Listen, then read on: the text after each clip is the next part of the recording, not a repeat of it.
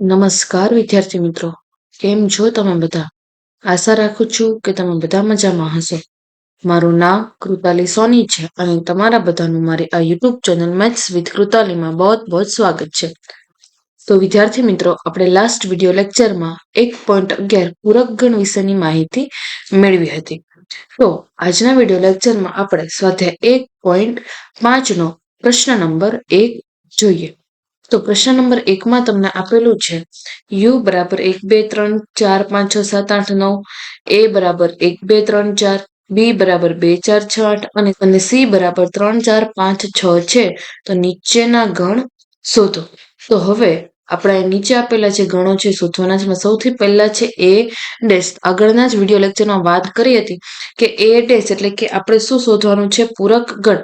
હવે પૂરક ગણ કઈ રીતના શોધવાનું? તો આપણે જોયું હતું કે પૂરક ગણ a ડેશ શોધવું હોય તો u માઇનસ a, અથવા તમે એમ પણ કરી શકો કે જો તમારે a ડેશ શોધવું હોય તો સાર્વત્રિક ગણમાંથી ગણ એના જેટલા ઘટકો છે એ સિવાયના તમામ ઘટકો લખી નાખવાના. પણ અત્યારે આપણે u માઇનસ a થી કરીશું. તો u માં શું આપેલું છે? તો કે 1 2 3 4 5 6 7 8 9. તો આપણે અહીંયા લખીશું 1 2 3 4 5 6 7 8 અને 9 માઇનસ એમાં શું આપેલું છે? તો કે 1 2 3 4, 1 2 3 અને 4. બરાબર.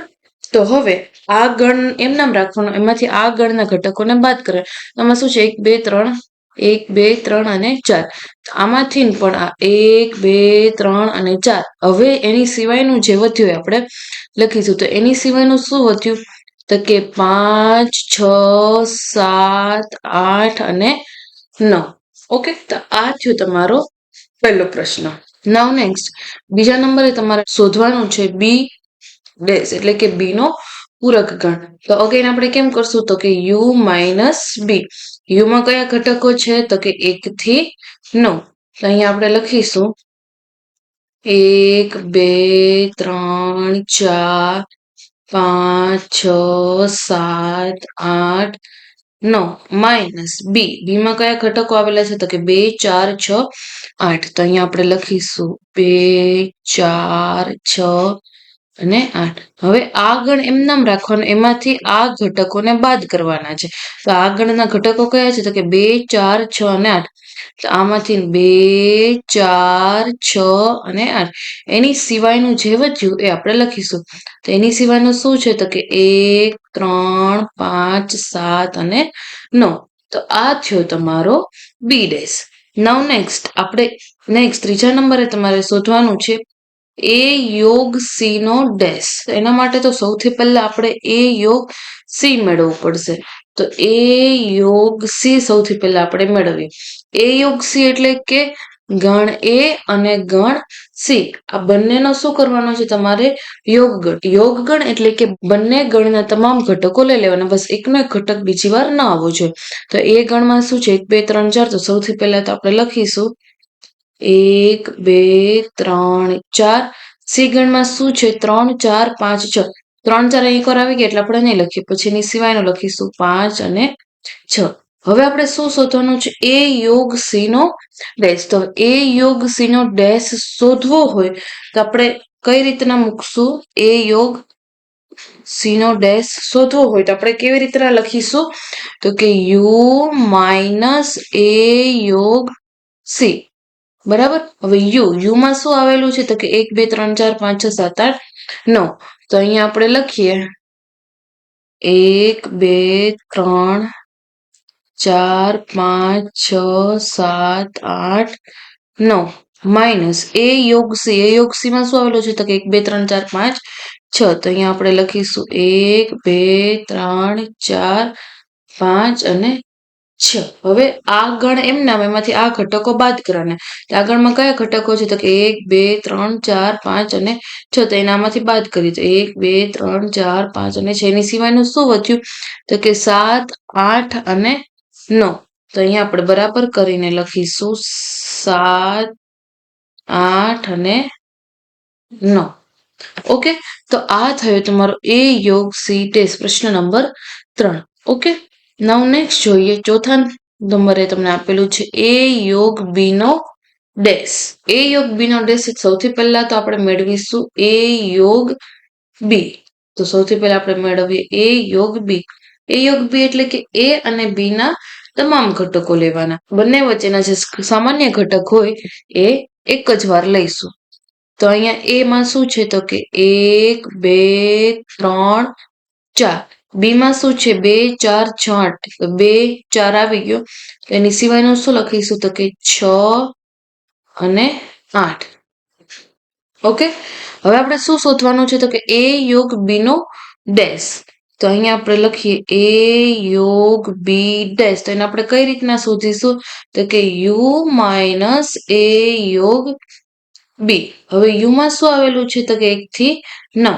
તો અહીંયા આપણે લખીશું 1 2 3 4 5 6 7 8 અને 9 માઇનસ એ યોગ બી માં શું આવેલું છે તો કે 1 2 3 4 અને 6 અને 8. તો અહીંયા આપણે લખીએ કે 1 2 3 4 6 અને 8. ઓકે, હવે આ બધા ઘટકો એમને એમ રાખવાના, એમાંથી આને બાદ કરવાના. તો આમાં શું છે 1 2 3 4. તો 1 2 3 4 બાદ પછી છે 6 અને 8. તો 6 અને 8 બાદ એની સિવાયનું જે વધ્યું એ આપણે લખીશું. તો એની સિવાયનું શું વધ્યું તો કે 5 7 અને 9. ઓકે, નાઉ નેક્સ્ટ પાંચમા નંબરે તમને આપેલું છે એ ડેશ નો ડેશ. હવે આપણે આગળ જ્યારે પૂરક ગણની માહિતી આપી ત્યારે મેં તમને કીધું હતું કે એ ડેશ નો ડેશ બરાબર ગણ એ જ થાય. પણ અહીંયા હું તમને કરીને દેખાડું કે એ ડેશ નો ગણ એ કેવી રીતના થશે. તો સૌથી પહેલા તો આપણે એ ડેશ મેળવીએ. જ્યારે આપણે એ ડેશ મેળવવો હોય ત્યારે આપણે શું કરીશું યુ માઇનસ એ. પણ અહીંયા આપણે આગળ એ ડેશ મેળવી લીધું. અહીંયા આપણે એ ડેશ મેળવાય. અહીંયાથી તમને એ ડેશ ની વેલ્યુ શું મળી તો કે 5 6 7 8 9. તો સૌથી પહેલા તો હું અહીંયા વેલ્યુ લખી નાખું. તો આની વેલ્યુ શું આવશે તો કે 5 6 7 8 અને 9. હવે મારે એ ડેશ નો પણ ડેશ શોધવો હોય તો હું કેવી રીતે લખીશ તો કે યુ માઇનસ એ ડેશ. બરાબર, હવે યુ ની વેલ્યુ શું છે યુ માં કયા કયા ઘટકો આવેલા છે તો કે 1 થી 9. તો અહીં લખીશ 1 2 3 4 5 6 7 8 અને 9 માઇનસ એ ડેશ. એ ડેશ માં શું આવેલું છે તો કે 5 6 7 8 9. તો અહીંયા આપણે લખીશું 5 6 7 8 અને 9. હવે આ ગણ એમનામ રાખવાનું, એમાંથી આ ગણના ઘટકોને બાદ કરવાના. આમાં શું આવેલું છે તો કે 5 6 7 8 9. પછી બાદ કરીએ 5 6 7 8 9. બાકીનું શું વધ્યું તો કે 1 2 3 અને 4. તો આપણે લખીશું 1 2 3 અને 4. ઓકે, તો આ થયો પાંચમા નંબરે એ ડેશ નો ડેશ એટલે કે ગણ પોતે. આને શું કહેવાય દ્વિપૂરક ગણ. શું કહેવાય કેમ કે બે વાર શોધવાનું છે ને એટલા માટે એને કહેવાય દ્વિપૂરક ગણ. ઓકે, નાઉ નેક્સ્ટ છઠ્ઠા નંબરે શોધવાનું છે બી માઇનસ સી નો ડેશ. તો એની માટે તો આપણે સૌથી પહેલા બી માઇનસ સી મેળવીએ. તો બી માઇનસ સી કેવી રીતના શોધીશું તો ગણ બી સૌથી પહેલા આપણે લખીશું. ગણ બી માં શું આવેલું છે 2 4 6 8. તો અહીંયા આપણે લખીશું 2 4 6 અને 8 માઇનસ ગણ સી માં શું આવેલું છે 3 4 5 અને 6.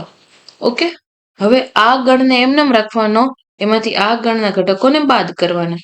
તો આ ગણ એમનામ. આમાં શું છે 3 4 5 અને 6. 3 નથી 4 5 નથી ને 6 બાદ. એની સિવાયનું શું વધ્યું તો કે 2 અને 8. હવે આપણને શોધવાનું શું કીધું છે તો કે બી માઇનસ સી નો ડેશ એટલે કે આપણે એનો પૂરક ગણ શોધવાનો છે. તો અહીંયા હું લખીશ બી માઇનસ સી નો ડેશ. તો આપણે એને કેવી રીતના લખીશું તો કે U minus B minus C. હવે યુ માં કયા કયા ઘટકો આવેલા છે તો કે 1 થી 9. તો અહીંયા આપણે લખીશું 1 2 3 4 5 6 7 8 9 માઇનસ બી માઇનસ સી માં શું આવેલું છે તો કે 2 અને 8. તો અહીંયા લખીશું આપણે 2 અને 8. ઓકે, હવે શું કરીશું તો કે આ ગણને એમનામ રાખવાનો અને આ ગણના ઘટકોને બાદ કરવાના. આમાં શું આવેલું છે તો કે 2 અને 8. તો આમાંથી ને આપણે 2 અને 8 ને કેન્સલ કરીશું. એની સિવાયનું જે વધ્યું એ લખીશું. તો એની સિવાયનું વધ્યું 1, 3, 4, 5, 6, 7 અને 9. ઓકે, તો આ થયો તમારો પ્રશ્ન નંબર 6. નાઉ નેક્સ્ટ જોઈએ. અહીંયા તમારો પ્રશ્ન નંબર 1 પૂરો થઈ ગયો. કે આશા રાખું છું કે અહીંયા મેં તમને જે પ્રશ્ન નંબર 1 માં સમજાવ્યું એ તમને બરાબર સમજાયું હશે. ઓકે, નાઉ નેક્સ્ટ પ્રશ્ન નંબર 2. પ્રશ્ન નંબર 2 માં તમને આપેલું છે કે જો યુ બરાબર ABCD EFG H હોય તો નીચેના પૂરક ગણ શોધો. હવે A બરાબર ABC છે તો તમારે આનો પૂરક ગણ એટલે કે તમારે A ડેશ શોધવાનો. A ડેશ કેવી રીતના શોધીશો? તો કે U માઇનસ A.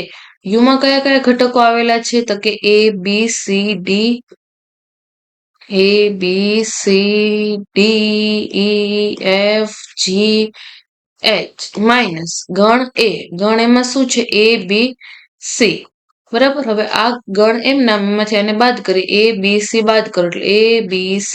તો એની સિવાયનું શું વધ્યું? તો કે D E F G H. Okay, next second નંબરે તમને આપેલું છે B.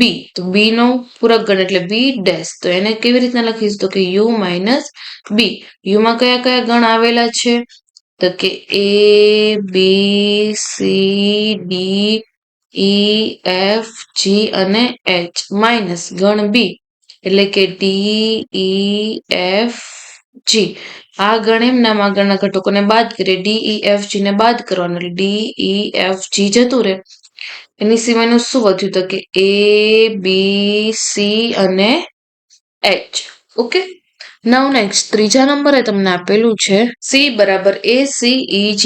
તો C નો પૂરક ગણ એટલે કે C ડેશ. C ડેશ એટલે કે U માઇનસ C બરાબર તમને આપેલું છે A B C D E F G અને H માઇનસ C માં તમને આપેલું છે A C E અને G.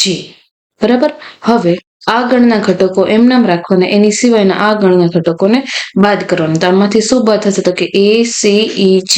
તો આમાંથી ACEG જતું રહે તો એની સિવાયનું જે વધ્યું એ આપણે લખીશું. તો એની સિવાય B D F અને H. ઓકે, તો આ થયો તમારો પ્રશ્ન નંબર 3. નાઉ નેક્સ્ટ ચોથા નંબરે જોઈએ. ચોથા નંબરે તમને આપેલું છે D. તો D નો પૂરક ગણ એટલે કે D ડેશ. તો એનું શું થશે? તો કે U માઇનસ D. યુમાં શું આપેલું છે? તો કે A B C D E F G અને H માઇનસ D માં શું આપેલું છે? તો કે D માં આપેલું છે F G H અને A. તો આગળના ઘટકોને એમ નામ આગળના ઘટકો બાદ થાય તો આમાંથી શું બાદ થાય? તો કે F G H A. તો F G H A બાદ થઈ ગયું. એની સિવાયનું શું વધ્યું? તો કે B C D અને E. આ થયો તમારો પ્રશ્ન નંબર 2. આશા રાખું છું કે આજના વિડીયો લેક્ચરમાં મેં તમને જે સ્વાધ્યાય 1.5 ના પ્રશ્ન નંબર 1 અને 2 સમજાવ્યો એ તમને બરાબર સમજાયો હશે. વિડીયોમાં છેલ્લે સુધી બની રહેવા માટે થેન્ક યુ સો મચ વિદ્યાર્થી મિત્રો. જો તમને મારા વિડીયો સારા લાગતા હોય તો વિડીયોને લાઇક કરો, શેર કરો અને ચેનલને જરૂર સબસ્ક્રાઇબ કરો. So thank you so much and by.